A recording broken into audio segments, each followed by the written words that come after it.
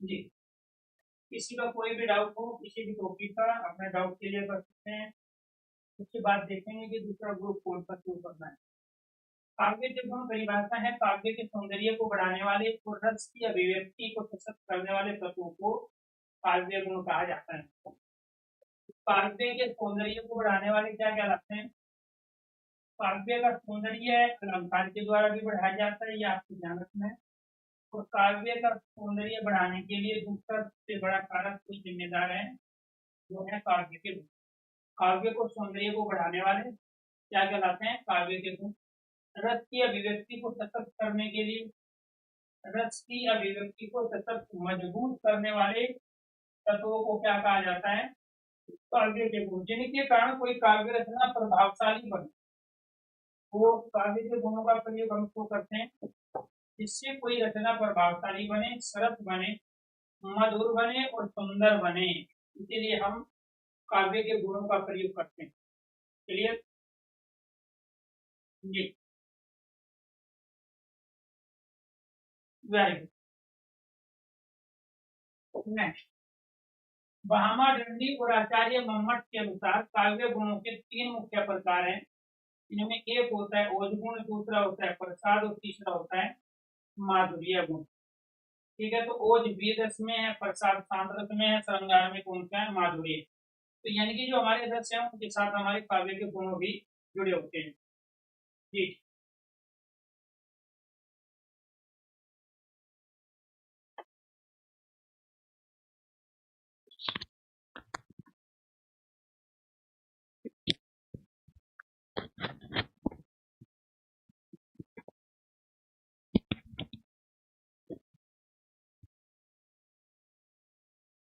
जी, तो आपको ध्यान रखना है काव्य के गुणों के अंतर्गत क्या है? काव्य के सौंदर्य को बढ़ाने वाले जो तत्व होते हैं काव्य के गुण कहलाएंगे। रस की अभिव्यक्ति करने वाले काव्य के गुण कहलाते हैं। किसी भी काव्य रचना, कविता को, किसी भी पोयम को, किसी भी गीत को, गाने को आपको ध्यान रखना है प्रभावशाली बनाने के लिए, ताकि दूसरे के ऊपर उसका प्रभाव पड़े। उसको सरस, मधुर और सुंदर बनाने के लिए हम किसका प्रयोग करते हैं? काव्य के गुणों। अब काव्य के गुणों के बारे में सबसे पहले जो अलंकार के प्रवर्तक है उनका नाम है आचार्य भामा।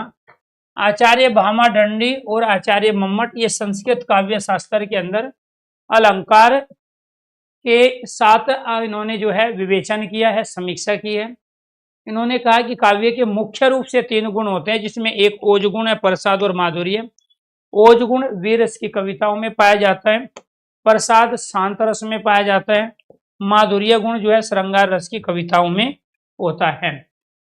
ओज गुण क्या है? शक्ति, उत्साह और तेज और प्रभाव है। अर्थात जिन पंक्तियों में कई बार पंक्ति दे के आपसे गुण पूछेगा, तो जहां भी शक्ति की बात हो, पराक्रम की बात हो, जहां उत्साह की बात हो, तेज की बात हो, प्रभाव की बात हो, जहां पराक्रम की बात हो और जहां योद्धा की बात हो, ठीक है, तो उन सब में क्या होता है? ओज गुण। तो ओज गुण की विशेषता क्या है जी? ओज गुण की विशेषता है कि उसमें शक्ति, उत्साह, तेज, प्रभाव, पराक्रम और योद्धा। ठीक है जी, ये क्लास सही तरीके से चल रही है। अगर ऑडियो वीडियो दोनों चीज क्लियर है तो एक बार सारे स्टूडेंट ओके कीजिए, यस कीजिए। ऑडियो वीडियो दोनों चीज अगर क्लियर है तो एक बार सारे स्टूडेंट ओके कीजिए।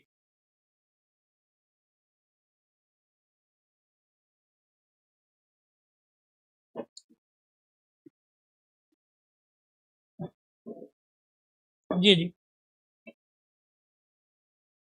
आज उपासना का बर्थडे है, तो आपको जन्मदिन की बहुत सारी शुभकामनाएं। और आप जल्दी ही सरकारी नौकरी में फाइनल सिलेक्शन लेके आप एक बड़ा बर्थडे सेलिब्रेट करो, जिसमें हम भी हो, आपके परिवार वाले रिश्तेदार भी हो। तो ऐसी मनोकामना हम भी आपसे करते हैं कि जल्दी ही आपका जो बर्थडे है एक सरकारी नौकरी और आपके विभाग, डिपार्टमेंट के द्वारा भी मनाया जाए। जी जी, थैंक यू। तो ये क्या है जी? ओज गुण कहाँ होगा? जहाँ शक्ति है, उत्साह है, तेज है, प्रभाव है, पराक्रम है, जहाँ योद्धा की बात हो। वीर रस कौन सा होगा? ठीक है, इसके ओज के अंतर्गत ओज गुण में वीर रस और रोद रस। रोद में क्या है? गुस्सा है, और गुस्सा बिना उत्साह, बिना तेज प्रभाव के नहीं होगा।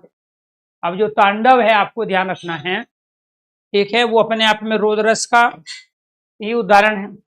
जब काव्य में शक्ति का प्रयोग हो, जब किसी काव्य में, किसी कविता में, किसी रचना में बल, उत्साह, प्रेरणा, तेजस्वी या गंभीरता का वर्णन हो, तो वहां कौन सा गुण पाया जाएगा? ओज गुण। तो ये ओज गुण की क्या है? पहचान है। कैसे? ओज गुण के लक्षण, शब्द कठोर होंगे, भारी होंगे, दृढ़ होंगे। जैसे वीर तुम बढ़े चलो, धीर तुम बढ़े चलो, सामने पहाड़ हो, सिंही की दहाड़ हो, ये क्या है? ओज गुण है, वीर रस है। शब्द कठोर होंगे, भारी होंगे और दृढ़ होंगे। ध्वनि प्रभावशाली और शक्तिशाली होगी। ठीक है, वर्णन में वीरता और जोश होगा। तो यहाँ पे जो कविताएं हैं, जो रचनाएं हैं, गीत हैं, उनमें क्या है? वीरता और जोश की बात होगी। तो ओज, ओज गुण के उदाहरण, शत्रु हृदय कंपायमान। तो यहाँ पे शत्रु हृदय, तो वीरता की बात तो अपने आप ही होगी जहां शत्रु होगा। शत्रु का जो हृदय है वो कंपायमान है। वो कब है? जब आप पराक्रमी होंगे, जब आप योद्धा होगा। रणभेदी गगन गुंजाए, जब तक ना जले दीप दिया नहीं जलता। तो आपको ध्यान रखना, जब तक ना जले दीप दिया नहीं जलता। जब आप तक खुद पराक्रम नहीं करोगे तो सामने वाला नहीं मानेगा। तो इन सब में ओज गुण है। धूल चटकर शत्रु को ने भागे, धूल चटकर शत्रु ने भागे, रणभूमि सजी वीरों से। तो यहाँ वीर शब्द आ गया, रणभूमि शब्द आ गया, यहाँ शत्रु को भागने की बात आ गई। तो ये सब क्या है? ओज गुण के उदाहरण हैं। प्रसाद गुण क्या होगा? सरलता होगा जी। साधु सन्यासियों में होता है, तपस्वी मुनियों में होता है। सरलता होगी, साधु सन्यासियों में सरलता होती है। ठीक है, ये आपको ध्यान रखना है। सरलता होगी, स्पष्टता होगी, प्रवाह होगा, शांत रस होगा। साधु सन्यासी, तपस्वी, मुनि, सज्जन पुरुष, ठीक है, बुजुर्ग, ये आपको ध्यान रखना है। जो बुजुर्ग होते हैं यार दोस्तों, उनकी बातों में क्या है? नीति वाक्य मिलेंगे आपको। तो जहां नीति वाक्य है, आपको कर्तव्य पथ के बारे में बताया गया हो, ठीक है, जहां आपको समझाने की बात हो, प्रेरणा देने की बात हो, सही रास्ते पे लाने की बात हो, ठीक है, तो वो सब क्या कहलाते हैं? प्रसाद गुण। काव्य सरस होगा, ये आपको ध्यान, सरल होना है, स्पष्ट है, प्रभावपूर्ण होगा। ठीक है, पाठक को बिना रुकावट के समझ में आ जाएगा। तब उसमें कौन सा गुण होता है? प्रसाद गुण होता है। प्रसाद गुण के लक्षण क्या है? सहज, क्यों? साधु सन्यासी तपस्वी मुनियों के वचन, ठीक है, जैसे वेद है हमारे, तो वेदों के अंतर्गत क्या है? सब प्रसाद गुणों के अंदर है। अलंकार शब्दों का प्रयोग संतुलित होता है, कमी होता है। पाठक बिना प्रयास किए ही अर्थ को ग्रहण कर लेता है। क्यों? क्योंकि इसमें समझ की बात होती है, सही रास्ते पे जाने की बात। जो भरा नहीं है भावों से बहती, जिसमें रसधार नहीं, वह हृदय नहीं पत्थर है, जिसमें स्वदेश का प्रेम नहीं। तो ये भरा नहीं है भाव से बहती, जिसमें रसदार नहीं है, क्या है? शांत रस कहेंगे हम इसको। और गुण कौन सा कहेंगे? प्रसाद। ठीक है, ये आपको है। साँच बराबर तप नहीं, झूठ बराबर पाप। तो आपको सही रास्ते पे लाने के लिए, बुराई से अच्छाई की ओर जाने के लिए प्रेरणा जहाँ होती है, प्रसाद होता है। सतलोक में रहता जो वही सच्चा ज्ञानी है। तो यहाँ पे साधु सन्यासी तपस्वी मुनि, बड़े बुजुर्गों के जो वचन हैं, उनके जो मंतव्य है, उन सबको हम प्रसाद गुणों में रखते हैं। ठीक है, नेक्स्ट ये टॉपिक हो जाने दो, इसके बाद शुरू करेंगे जी आपका ग्रामर भी। माधुर्य गुण कहाँ होगा? जहाँ कोमलता होगा, श्रृंगार की बात होगी, नायक नायिका होंगे, ठीक है, हीरो हीरोइन की बात होगी, हम उम्र का प्रेम प्रदर्शन होगा, वो सब माधुर्य है, श्रृंगार रस में होता है। ठीक है जी, तो यहाँ पे क्या है? तो इसमें कौन कौन सा श्रृंगार रस है और करुण रस में माधुर्य पाया जाता है। जब काव्य में कोमलता हो, काव्य में लय हो, काव्य में स्निग्धता हो, सौंदर्य हो, तो जहाँ सौंदर्य वहाँ माधुर्य। जहाँ भावों को अभिव्यक्त किया गया हो, जहाँ नायक नायिका का मिलन हो, स्पर्श हो, बातचीत हो, तो वो सब क्या है? वो माधुर्य गुण में। ध्वनि मधुर होगी, क्योंकि मधुर होगा तो प्रेम होगा, क्योंकि इसमें प्रेम की बात होगी। ठीक है, ध्वनि मधुर होगी, ध्वनि कोमल होगी। ठीक है, वर्णन में भावुकता होगी, इमोशंस होंगे, सौंदर्यपूर्ण वर्णन होगा, प्रकृति का सौंदर्य, इंसान का सौंदर्य, ये सब माधुर्य गुण में होते हैं। भावनाएं कोमल शब्दों के माध्यम से प्रकट होगी, तो क्या कहलाता है? माधुर्य गुण। मैया मोरी मैं नहीं माखन खायो, तो माधुर्य है। ठीक है, श्याम रंग में भीगा मन, तो श्याम रंग में भीगा मन, तो ये अपने आप में श्रृंगार की बात कर रहे हैं। सब रंग फीके लागे, चंदन सी तन्हाई में गगन की छांव मिली, तो गगन की छांव, चंदन सी तन्हाई, तो ये किसको बता रहे हैं? माधुर्य गुण, श्रृंगार रस को बता रहे हैं। तो मैया मोरी मैं नहीं माखन खायो, ठीक है, श्याम रंग में भीगा मन, सब रंग फीके लागे, तो ये सब माधुर्य की बात कर रहे हैं। तो कहने का मतलब वो पंक्ति दे के पूछ सकता है, इनकी विशेषता लक्षण को, परिभाषाओं को पूछ सकता है। काव्य में गुण किसका सौंदर्य बढ़ाते हैं जी? वर्ण का, रस का, छंद का, अलंकार का। राइट आंसर है, काव्य में जो गुण है किसका सौंदर्य बढ़ाएंगे? रस का सौंदर्य। इसीलिए तो हम बार बार कह रहे हैं माधुर्य में श्रृंगार होता है। ठीक है, राइट आंसर हो गया आपका बी है। प्रसाद गुण की विशेषता क्या है जी? शक्ति और जोश, तो ये अपने आप में ओज का है। स्पष्टता और सरलता किसमें? प्रसाद में है। भावुकता और मधुरता, ये दोनों के दोनों किसके अंदर हैं? ये माधुर्य के अंदर है। ये क्या है? माधुर्य। और ये क्या है? ये ओज। और जो बच गया वो क्या है? वो है प्रसाद। ये प्रसाद गुण के लक्षण है। तो राइट आंसर क्या हो गया आपका? बी हो गया। ठीक है जी। इसके बाद मैया मोरी मैंने माखन खायो, तो इसमें क्या है जी? यहाँ पे अभी आपने क्या पढ़ा? मैया मोरी मैंने ही माखन खायो, माधुर्य। ठीक है, राइट आंसर हो गया आपका यहाँ सी है।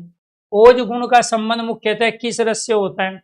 तो ओज गुण का संबंध वीर रस से होगा, रोद रस से होगा। ठीक है, सत्यमेव जयते इस कथन में कौन सा गुण है? तो हमेशा सत्य की जीत होगी, तो क्या है ये? प्रसाद है। सत्य की जीत होगी। ये बड़ों का छोटों के प्रति जो उपदेश होता है, साधु सन्यासियों के वचन होते हैं, नैतिकता की जो बात करते हैं, नीति जो वचन होते हैं, वो क्या कहलाएंगे?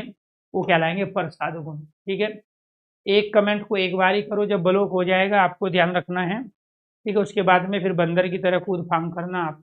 ठीक, करण आपकी आईडी 304221 है। मैं कराई देता हूँ, आपको अच्छी तरह शांत कराता हूँ, 15 दिन की छुट्टी पे भेज देता हूँ। ठीक है जी, वेरी गुड। चलो,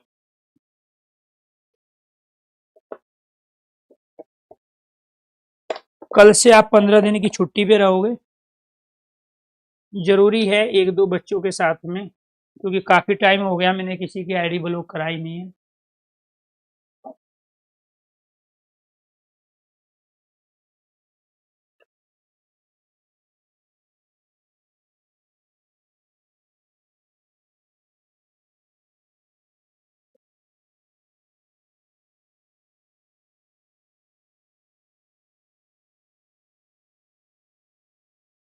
ठीक,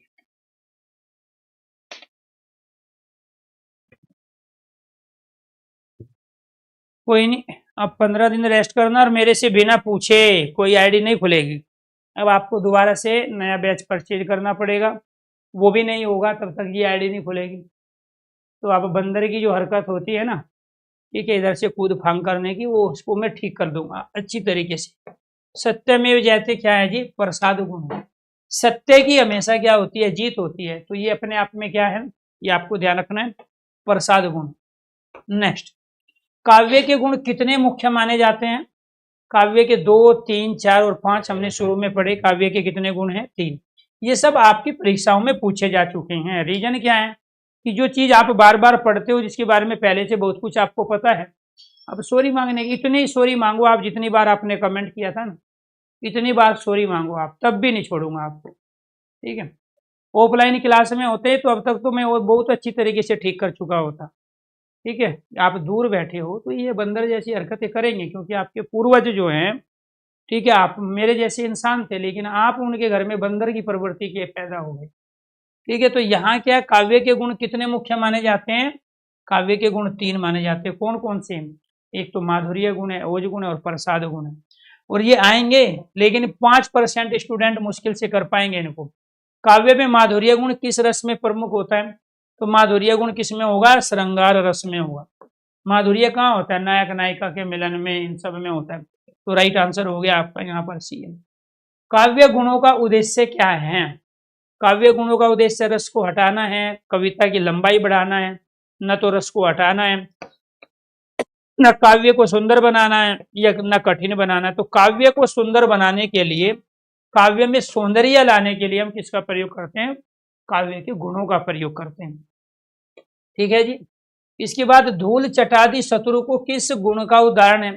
भाई जब शत्रु की बात हो रही है तो बिना उत्साह बिना पराक्रम के नहीं कर सकते, और जहां उत्साह पराक्रम है, जोश है, वो क्या कहलाएगा? ओज कहलाएगा। वो क्या कहलाएगा? ओज। तो इसीलिए राइट आंसर क्या हो गया आपका? यहाँ पे 9 का हो गया आपका ए।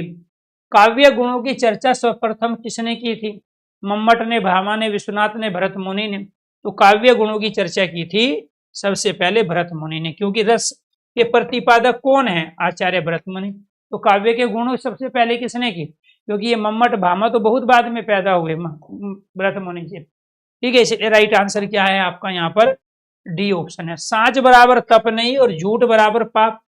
बड़ों का छोटों के प्रति नीति वाक्य, और नीति वाक्य जितने भी होते हैं जो सही रास्ता दिखाने के लिए, मोटिवेशन देने के लिए, ठीक है, सही विवेक शक्ति का प्रयोग करने के लिए हम प्रयोग करते हैं, वो प्रसाद गुण होता है। इसलिए साँच बराबर तप नहीं, झूठ बराबर पाप, इसमें क्या है? प्रसाद गुण है। इसका आंसर कौन दे रहे हैं सही? जो अभी ध्यान दे पढ़ रहे थे। जब भाषा में बल आ जाए, उत्साह आ जाए, भाषा में बल हो, उत्साह हो, प्रेरणा हो, वह क्या कहलाएगा? ओज गुण कहलाएगा। बल, ताकत, उत्साह, पराक्रम, योद्धा, ये सब किसके लक्षण है? ओज गुण के लक्षण है। प्रसाद गुण का संबंध किस प्रकार की भाषा से है? तो कठिन और क्लिष्ट तो किसी में भी नहीं होती है। ठीक है, सरल और स्पष्ट है। व्याकरणिक है, कविता शैली। तो राइट आंसर जो सरल है, स्पष्ट है, वो प्रसाद है। क्यों? क्योंकि साधु सन्यासी तपस्वी मुनि, जो सज्जन लोग होते हैं, महापुरुष होते हैं, उनके जो वचन होते हैं वो सब प्रसाद गुण में आते हैं। तो राइट आंसर क्या हो गया आपका? बी।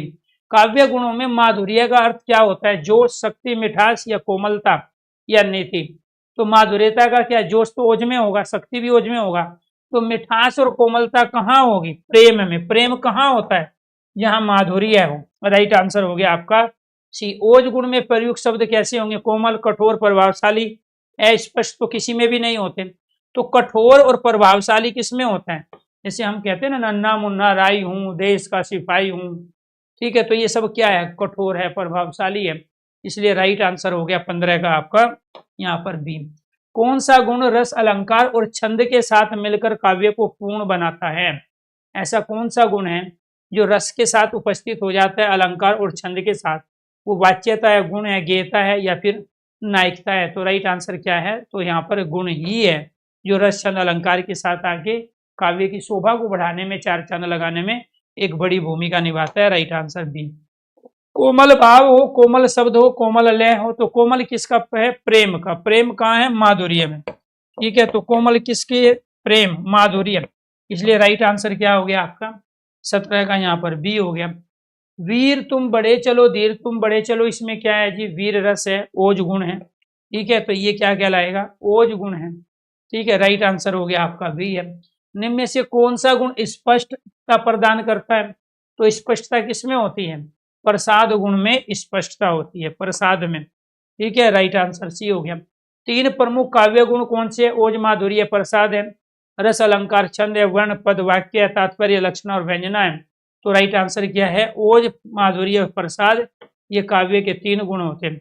रस, छंद, अलंकार, ये काव्य के 3 प्रमुख क्या है? टॉपिक है।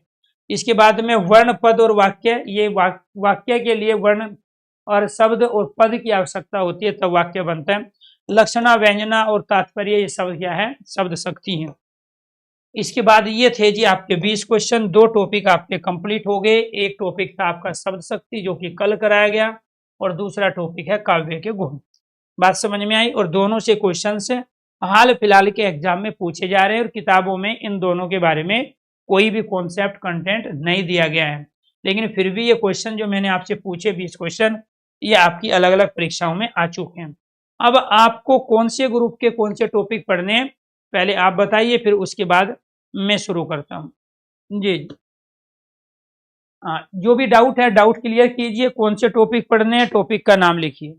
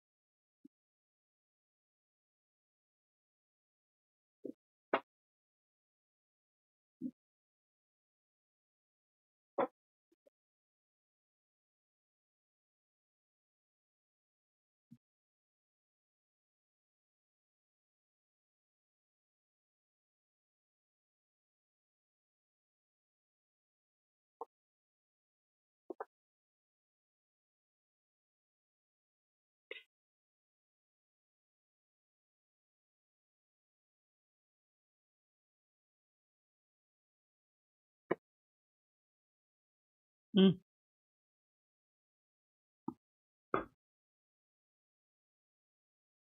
हाँ।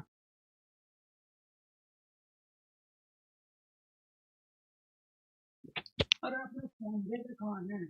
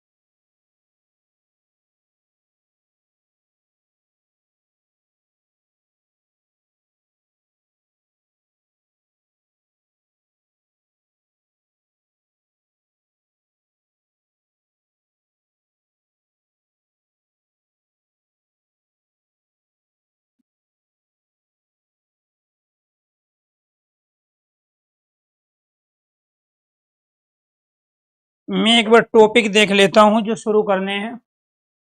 ठीक। Thank you, thank you. मैं यही देख रहा हूँ।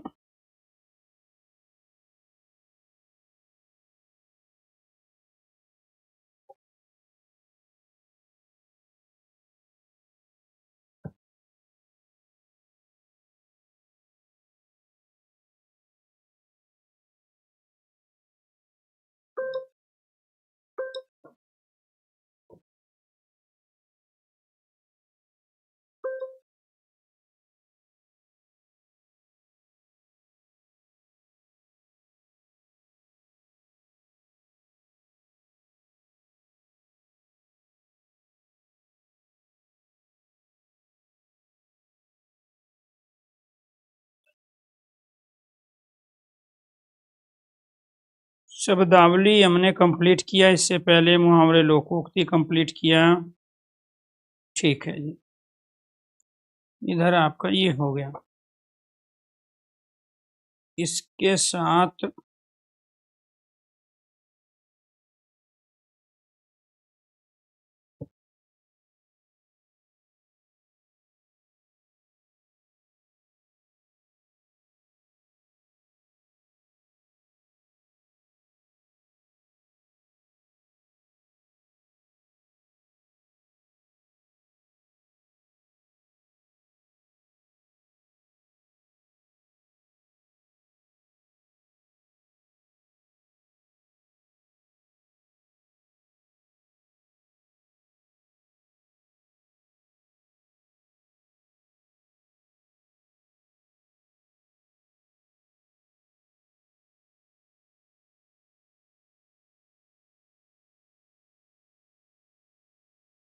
जी जी कराएंगे। एक बार दोबारा टॉपिक लिखिए। अव्यय निपात कराएंगे।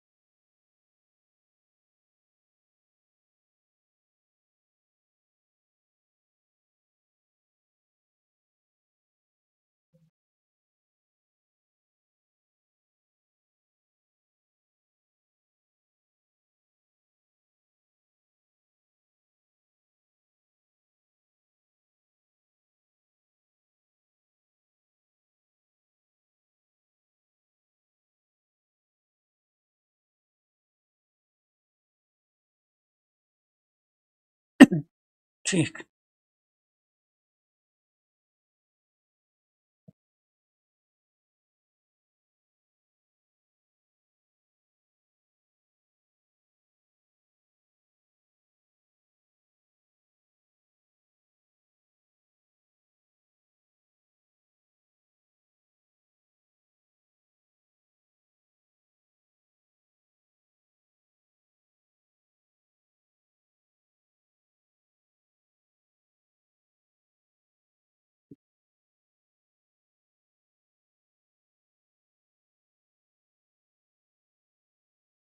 चलो जी,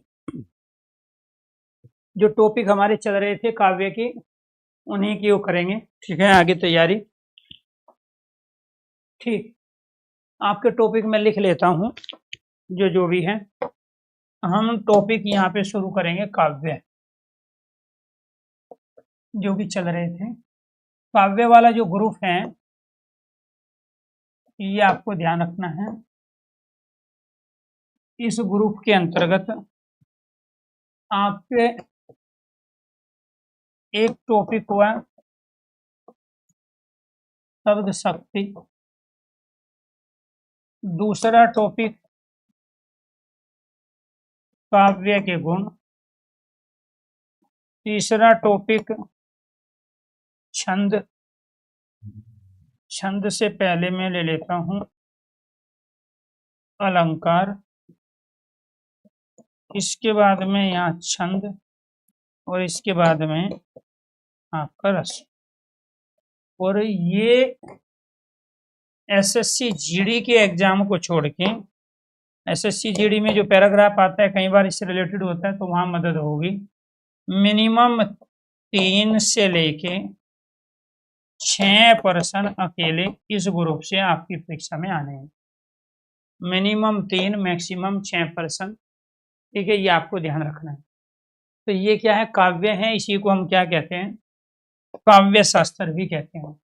हिंदी के अपने आप में अलग अलग सेक्शन है, जैसे हिंदी व्याकरण है, हिंदी शब्दावली है, हिंदी साहित्य है, ऐसे ही हिंदी काव्य शास्त्र भी है। तो इस काव्य शास्त्र को पहले कंप्लीट करेंगे, ये आपको ध्यान रखना है। जैसे अनुच्छेद 1 अपने आप में सेक्शन है, ऐसे हिंदी साहित्य है, ठीक है, हिंदी व्याकरण है, हिंदी शब्दावली, क्योंकि हिंदी शब्दावली इससे पहले हमने लिया है ग्रुप। ठीक है, तो ये टॉपिक आपके दोनों कंप्लीट हो चुके हैं, जिसके मैंने क्वेश्चंस भी कराए। अब बारी किसकी है, हमारी अलंकार, छंद और रस की है। इससे पहले जो आपने ग्रुप कंप्लीट किया था, हिंदी का जो सेक्शन कंप्लीट किया था, वो ग्रुप था शब्दावली। वो ग्रुप क्या था, वो शब्दावली था। और इस शब्दावली के अंतर्गत आपने यहाँ जो टॉपिक कंप्लीट किए थे, वो थे अनेक अर्थी शब्द। ठीक है, दूसरा क्या था, पर्यायवाची। दूसरा पर्यायवाची। तीसरा विलोम शब्द। क्या था जी, विलोम शब्द। चौथा वाक्यांश के लिए एक शब्द। वाक्यांश के लिए एक शब्द, जिसके हमने क्वेश्चन भी प्रैक्टिस किए थे। वाक्यांश के लिए एक शब्द। इसके बाद में 5वां श्रुति सम भिन्नार्थक शब्द। श्रुति सम भिन्नार्थक, श्रुति सम भिन्नार्थक शब्द। इसके बाद में यहाँ पर वर्तनी। और छठा है आपका मुहावरे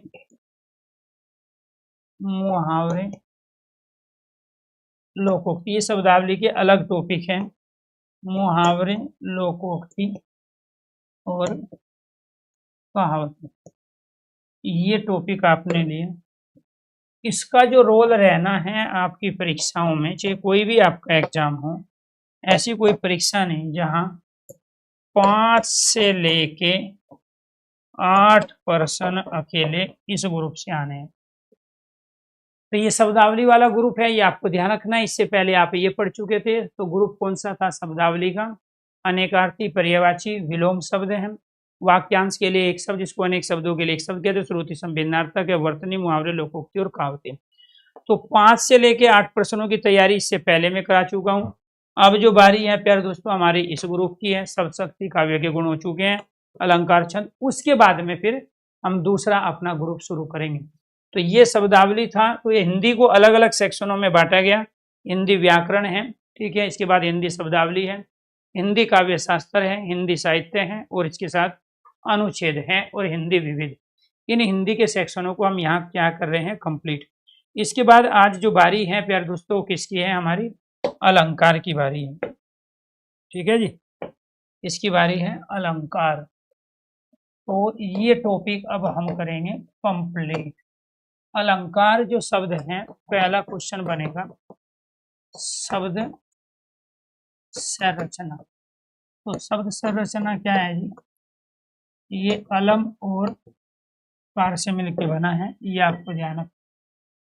दूसरा क्वेश्चन क्या है जी, यहाँ पे शाब्दिक अर्थ क्या है, शाब्दिक अर्थ।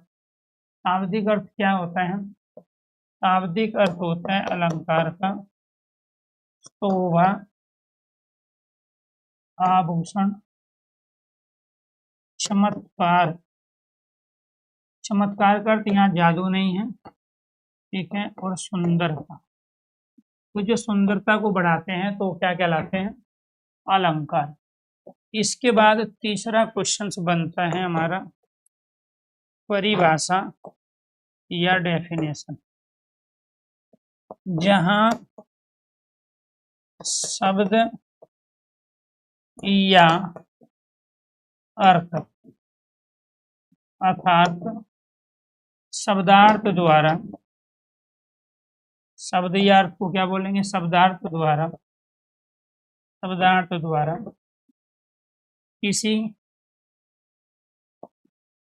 किसी पंक्ति, रचना, कविता, गीत, काव्य की शोभा बढ़ाई जाए, तो उसको क्या कहते हैं, उसको कहते हैं अलंकार। इसके बाद अलंकार के प्रवर्तक, प्रणेता या फिर प्रतिपादक, वो कौन माने गए, आचार्य भामा। इनकी जो पुस्तक है, इनका जो काव्य है जिसमें सबसे पहले अलंकार की चर्चा हुई, वो क्या है, काव्य अलंकार। इनकी पुस्तक का नाम क्या है, काव्य अलंकार। फिर यहाँ से जो क्वेश्चन बनेगा वो बनेगा अलंकार के भेद, अलंकार के तत्व। अलंकार के तत्व कितने हैं, 2 हैं। एक अलंकार का तत्व शब्द है और दूसरा अलंकार का क्या है, अर्थ, शब्द और अर्थ। तो ये क्या है जी, अलंकार के 2 तत्व हैं। इसके बाद में 6 नंबर जो है वो है अलंकार के भेद। अलंकार के मूल कोष्ठ में मुख्य भेद, मूल और मुख्य भेद कितने हैं, मूल मुख्य भेद है 2। मूल और मुख्य भेद क्या है, 2 है। और अलंकार के कुल भेद, मूल और मुख्य भेद 2 हैं। उन 2 भेदों में एक आता है शब्दालंकार और दूसरा आता है अर्थालंकार। एक शब्दालंकार और दूसरा क्या है, अर्थालंकार। कुल भेद कितने हैं, कुल भेद 3।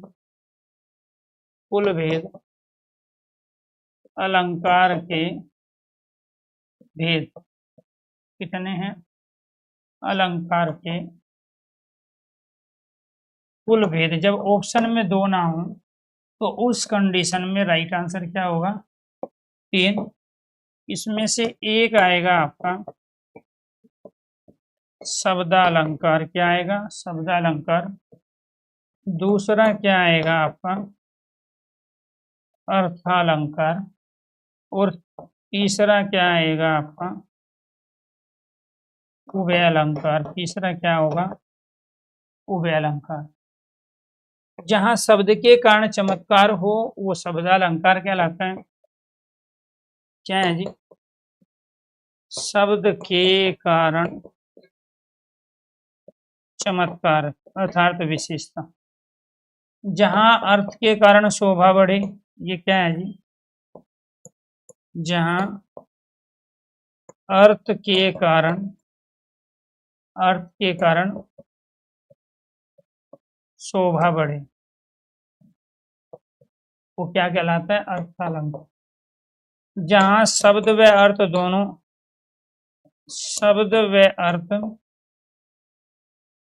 दोनों के द्वारा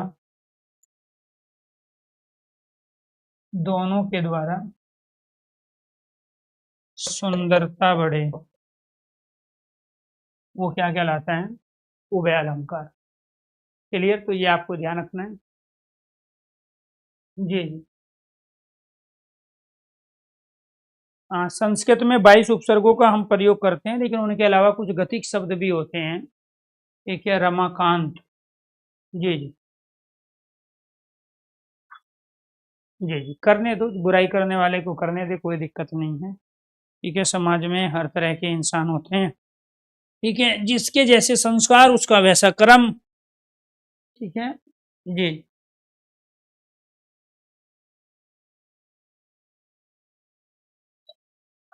दोबारा पढ़ लो, ये ऐसे टॉपिक हैं जितनी बार भी पढ़ोगे उतना कम, क्योंकि इनसे क्वेश्चन तो आना तय है। ठीक है जी, क्वेश्चन तो आने इनसे तय है। तो इसीलिए आपसे रिक्वेस्ट है, गुजारिश है, तो अपने आप को जीवन भर हिंदी से फ्री करने के लिए उस माइंड सेट के साथ आपको पढ़ना चाहिए, ताकि सरस्वती की मेहरबानी आपके ऊपर हो। तो ये थे जी बेसिक क्वेश्चंस हमारे 7। शब्द संरचना में क्या है, ये जो अनुस्वार आया है यहाँ पे, ये इस मैं के स्थान पे आया है, अलम और कार से मिलकर बना है। शाब्दिक अर्थ शोभा है, आभूषण है, चमत्कार है, सुंदर। चमत्कार का मतलब यहाँ जादू नहीं है, चमत्कार का मतलब होता है विशेषता लाना। ठीक है, जहां शब्द या अर्थ अर्थात शब्दार्थ द्वारा किसी पंक्ति, रचना, कविता, गीत, काव्य की शोभा बढ़ाई जाए तो उनको क्या कह रहे हैं हम, अलंकार। इस अलंकार के कॉन्सेप्ट को पूरी दुनिया के सामने लाने वाले व्यक्ति का नाम आचार्य भामा था। इन्होंने एक पुस्तक लिखी, उस पुस्तक का नाम है काव्य अलंकार, जिसमें सबसे पहले अलंकार की चर्चा की गई। ठीक है जी। इसके बाद अलंकार के जो तत्व हैं वो क्या है, एक शब्द है और दूसरा क्या है, अर्थ है। तो जिस प्रकार पानी 2 तत्वों से मिलकर बना है, एक हाइड्रोजन और दूसरा ऑक्सीजन। हमारा शरीर 5 तत्वों से मिलकर बना है, पृथ्वी, जल, वायु, अग्नि और आकाश। ऐसे अलंकार 2 तत्वों से मिलकर बनता है, या तो शब्द के द्वारा जो हम उसमें शब्द प्रयोग कर रहे हैं, या फिर उन शब्द से निकलने वाले अर्थ के द्वारा जो हम विशेषता लाते हैं, उसके आधार पर अलंकार के मूल भेद, मुख्य भेद 2 है, लेकिन फिर बाद में एक तीसरा भेद भी बना। तो पहले हमने शब्द का प्रयोग किया, फिर उसके अर्थ का प्रयोग किया।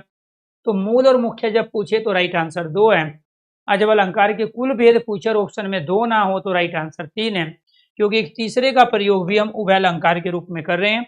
उभय शब्द का अर्थ होता है दोनों, और यहाँ दोनों का अर्थ होता है शब्द और अर्थ दोनों। तो जहाँ शब्द अर्थ दोनों के द्वारा सुंदरता बढ़ाई जाए वो उभय अलंकार, जहाँ केवल अर्थ के कारण शोभा बढ़े, चमत्कार उत्पन्न हो, वो अर्थालंकार, और जहाँ केवल शब्द के कारण चमत्कार उत्पन्न हो वो क्या कहलाता है, शब्दालंकार। तो प्यारे दोस्तों, आपको ध्यान रखना है, जो सामान्य कथन है, बातचीत है, वो हम शब्दों के माध्यम से ही सामान्य शब्दों का अर्थ बताते हुए रखते हैं। तो सामान्य कथन और बातचीत जो हम रोजमर्रा की जिंदगी में करते हैं, वो सारे के सारे शब्दालंकार के अंतर्गत होते हैं। क्लियर? जैसे अगर मैं कहूँ आज ब्लू है पानी पानी पानी, तो क्या है, वो शब्दालंकार है। ठीक है, और मैं पानी पानी हो गई, वो क्या है, अर्थालंकार है। तो कहने का मतलब ये हुआ कि सामान्य कथन बातचीत क्या है, शब्द अलंकार है। और जो ये मुहावरे हैं, जितनी भी लोकोक्ति हैं, ये आपको ध्यान रखना है, जितने भी मुहावरे हैं वो सारे के सारे क्या हैं? अर्थ अलंकार के उदाहरण।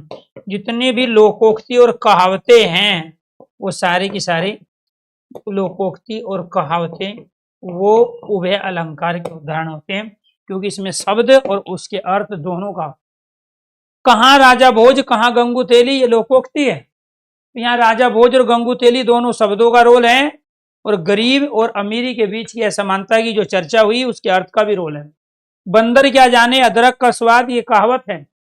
तो बिना प्रयोग किए किसी वस्तु के महत्व को आप नहीं बता सकते, उसके लाभ और हानि को नहीं बता सकते।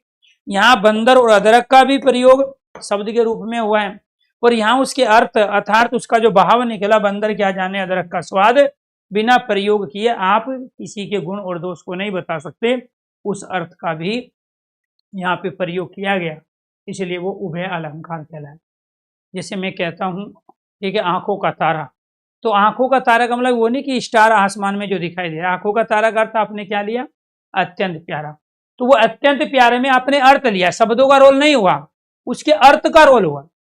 तो आपको ध्यान रखना है कि यहाँ जब हम आंखों का तारा कह रहे हैं, ठीक है, ईद का चांद होना कह रहे हैं, ये दोनों मुहावरे हैं। तो यहाँ ईद का चांद मतलब ये नहीं कि जो ईद वाले दिन दिखाई देता है, ईद का चांद मतलब बहुत दिनों के बाद दिखाई देना।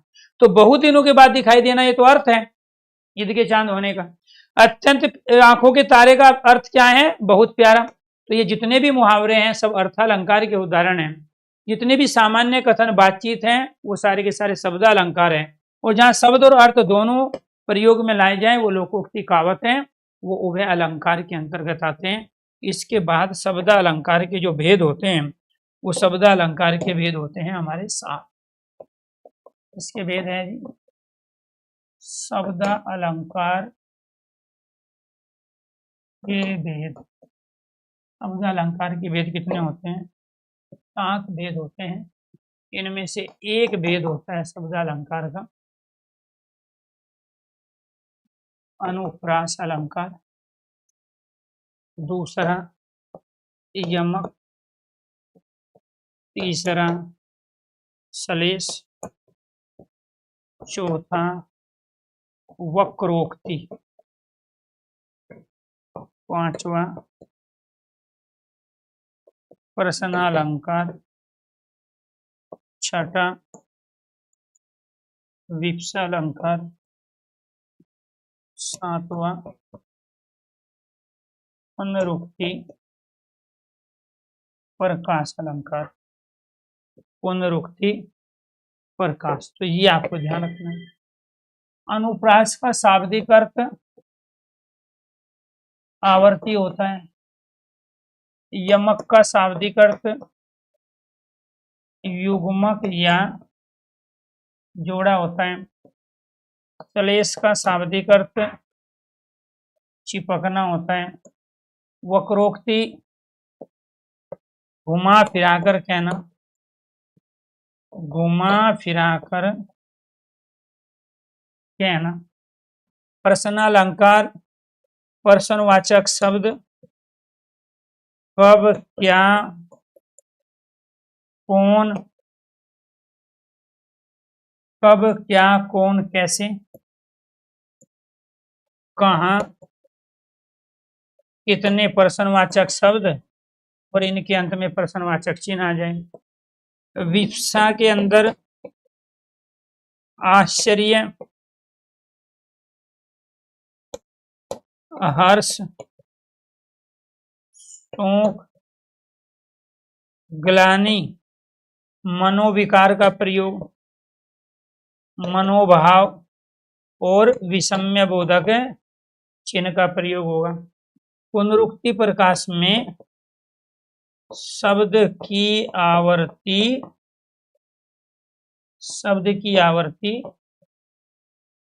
एक ही अर्थ में होती है। परदेसी परदेसी जाना नहीं, तो जहां शब्द की आवर्ती एक ही अर्थ में हो, पहले परदेसी का अर्थ जो है दूसरे का भी वही है, उसको बोलते हैं पुनरुक्ति प्रकाश अलंकार। तो शब्दालंकार के कुल कितने भेद होते हैं? 7। उन 7 भेदों में कौन कौन से आते हैं? अनुप्रास, यमक, सलेश, वक्रोक्ति, प्रश्ना, विप्सा और पुनरुक्ति प्रकाश। अनुप्रास कहाँ होगा? जहां केवल वर्ण की आवर्ती नहीं है, वर्ण व वाक्य की आवर्ती, वर्ण व वाक्य की आवर्ती या पुनरावर्ती हो, केवल वर्ण वाक्य भी रिपीट होता है तो भी अनुप्रास। यमक जहां युग्मक जोड़ा है सम संख्या में, जहां सम संख्या, शब्द की सम संख्या 2 और 4, 2 और 4 के रूप में, 2 और 4 के रूप में आवर्ती करे, ठीक है, लेकिन शब्द के अर्थ अलग हो। सलेश का अर्थ होता है चिपकना, जहां कोई शब्द विषम संख्या के रूप में आए, विषम संख्या मतलब 1 और 3 के रूप में, अर्थ अलग, रूप में अर्थ अलग, अर्थ अलग, यहाँ पे अर्थ भिन्न या अलग हो, ठीक है। वक्रोक्ति सीधे सीधे ना कह के घुमा फिरा के कहना, तो सीधे सीधे ना कह के घुमा फिरा के कहना, जैसे मेवाड़ के महाराणा प्रताप मेवाड़ के शेर है, या लाला लाजपत राय पंजाब के शेर है। यहाँ क्या है? महाराणा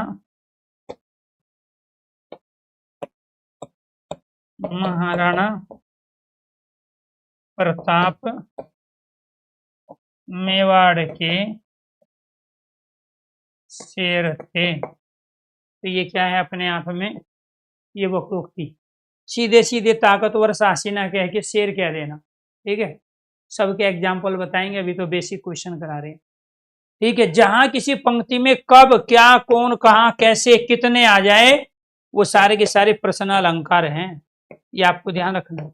जैसे आप दिल्ली कब आ रहे हो, आप खाने में क्या लोगे, आपके घर पर कौन आया है, आपकी तबीयत कैसी है, आप कहाँ रहते हो, आप कितने आदमियों के साथ आ रहे हो, और उनके बाद में क्या लगेगा? प्रश्नवाचक चिन्ह। तो प्रश्न अलंकार हो गया, इसको दोबारा कराने की आवश्यकता नहीं है, ध्यान दो। वक्रोक्ति अलंकार कहाँ होता है? जहां घुमा फिरा कर कहा जाए, घुमा फिरा कर कहना। महाराणा प्रताप मेवाड़ के शेर है, लाला लाजपत राय पंजाब के शेर है। तो यानी कि किसी भी बात को जब सीधे सीधे ना कह के घुमा फिरा के कहा जाता है, वो वक्रोक्ति अलंकार है। तो ये तो था जी वक्रोक्ति। प्रश्न अलंकार जब हम किसी सेंटेंस में, पंक्ति में कब, क्या, कौन, कहां, कैसे, कितने, और सेंटेंस के अंत में, पंक्ति के अंत में प्रश्नवाचक चिन्ह का प्रयोग करें, तो वो क्या कहलाता है? प्रश्न अलंकार। विप्सा अलंकार कहाँ होगा? जहां विषम्य बोधक चिन्ह का प्रयोग होगा। शाबाश, आपने तो कमाल कर दिया, तो ये विप्सा अलंकार है। हाय हाय, त्राई त्राई, बाप रे बाप, बस करो, विप्सा अलंकार का उदाहरण है, ठीक है। वाह कितना सुंदर दृश्य है, विप्सा अलंकार। वाह के बाद क्या करोगे? विषम्य बोधक चिन्ह का प्रयोग। वाह कितना सुंदर दृश्य है, आहा कितना अद्भुत नजारा है, तो आहा के बाद में क्या करोगे? विषम्य बोधक चिन्ह। तो जहां विषम्य बोधक चिन्ह का प्रयोग होगा, जहां मनोविकार, मनोभाव का प्रयोग होगा, जहां ग्लानि छी छी दूर हटो, जहां शोक हाय हाय, जहां हर्ष साबा वाह आहा का प्रयोग, जहां आश्चर्य साबास आपने तो कमाल कर दिया, वो विप्सा अलंकार का उदाहरण होगा। ये इसलिए नहीं पूछे जाते क्योंकि आप इसको प्रश्नवाचक चिन्ह से और इसको आप विषम्य बोधक चिन्ह से पहचान लेते हो, इसलिए इनकी केवल डेफिनेशन पूछी जाती है। एग्जाम्पल दे के पूछने में अपने आप में सबसे आसान होता है। पुनरुक्ति प्रकाश अलंकार में क्या होगा? शब्द की आवर्ती एक ही अर्थ में, परदेसी परदेसी जाना नहीं, पहले परदेसी का जो अर्थ है दूसरे का भी अर्थ वही है, इसलिए पुनरुक्ति प्रकाश अलंकार कहलाता है। आज ब्लू है पानी पानी पानी पानी पानी, तो पहले पानी का अर्थ जो है दूसरे का भी वही है। ऐसा नहीं है पहले पानी का अर्थ जल है, दूसरे का अमृत है, तीसरे का दारू है, चौथे पानी का अर्थ ठीक है कोई अलग पानी होगा दवाई के रूप में, ऐसा नहीं है। यहाँ पानी शब्द का एक ही मीनिंग है हर बार। तो आज ब्लू है पानी पानी, तो ये किसका उदाहरण है? पुनरुक्ति प्रकाश का उदाहरण है। इसका एग्जाम्पल देख लेते हैं। प्रकृति ने खिलाए हैं ज्वलंत लाल लाल, मैं यहीं पे लिख लेता हूँ, ठीक है। इसका जो एग्जाम्पल है, प्रकृति ने खिलाए हैं, प्रकृति ने खिलाए हैं ज्वलंत, लाल लाल। तो पहले लाल का जो अर्थ है दूसरे लाल का भी वही है। पहले लाल का अर्थ लाल कलर रेड है, दूसरे का भी लाल कलर रेड है। लाल का अर्थ तो लाल बेटा भी होता है, लाल कलर भी होता है, लाल छोटे बच्चों को भी कहते हैं। ठीक है, तो पुनरुक्ति प्रकाश कहाँ है? शब्द की आवृत्ति एक ही अर्थ में। तो प्रकृति ने खिलाए हैं ज्वलंत, तो ज्वलंत मतलब फूल।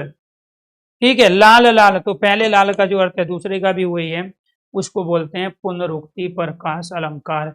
तो क्या आपके ये 4 अलंकार कंप्लीट हो गए हैं? बाकी इन 3 अलंकार को डिटेल में पढ़ेंगे हम कल वाली क्लास में। ठीक है, तो वक्रोक्ति किसे कहते हैं? घुमा फिरा कर कहना क्या कहलाता है? वक्रोक्ति कहलाता है। बात को सीधे सीधे ना कह के, जैसे ठीक है आपके घर पर नेपोलियन चक्रवर्ती सम्राट ना कह के नेपोलियन कह देना। मेरी क्लास में बहुत सारे हरिश्चंद्र है, तो यहाँ सत्यवादी हरिश्चंद्र ना कह के यहाँ सत्यवादी के लिए हरिश्चंद्र शब्द का प्रयोग किया गया, उसको क्या कहते हैं? वक्रोक्ति अलंकार कहते हैं। मेरे घर का शेर ये है, तो घर का शेर ताकतवर व्यक्ति ना कह के शेर कह देना, वो क्या कह रहा है? वक्रोक्ति अलंकार। तो ये वक्रोक्ति, प्रश्न अलंकार, विप्सा और पुनरुक्ति प्रकाश, चारों अलंकार अगर समझ में आ गए हो तो एक बार सारे स्टूडेंट ओके कीजिए, यस कीजिए।